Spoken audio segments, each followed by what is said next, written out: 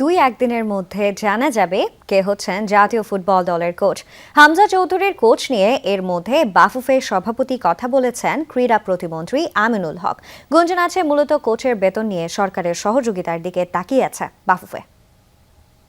ইতিমধ্যে আমাদের বাংলাদেশ ফুটবল ফেডারেশনের সভাপতি তাবিদ আউয়ালের কথা হয়েছে এবং তার যে টিম রয়েছে তাদের সাথে আমরা আলোচনা করেছি এবং সেই কোচের যে শর্ট লিস্ট সেটা সম্পর্কেও তিনি আমাকে অবগত করেছেন। তো আমরা আশা করি যে 2-1 দিনের ভিতরেই ইনশাল্লাহ আমরা আমাদের যে চূড়ান্তভাবে সিদ্ধান্ত নিব যে আমরা আসলে কাকে কোচ হিসেবে নিয়োগ দিব। এবং আমি অ্যাজ এ ফুটবলার হিসেবে এবং বাংলাদেশের মানুষের ফুটবল নিয়ে যে উৎসাহ উদ্দীপনা রয়েছে, আমরা আশা করি যে বাংলাদেশ ফুটবল ফেডারেশন এবং পাশাপাশি আমাদের সারা বাংলাদেশের যে দর্শকদের যে চাওয়া রয়েছে, যে প্রত্যাশা রয়েছে, আমরা সর্বোচ্চভাবে গুরুত্ব দিয়ে যাকে আমাদের বেস্ট মনে হবে, যাকে দিলে আমার বাংলাদেশের ফুটবল এগিয়ে যাওয়ার অনেক বেশি সম্ভাবনা থাকবে।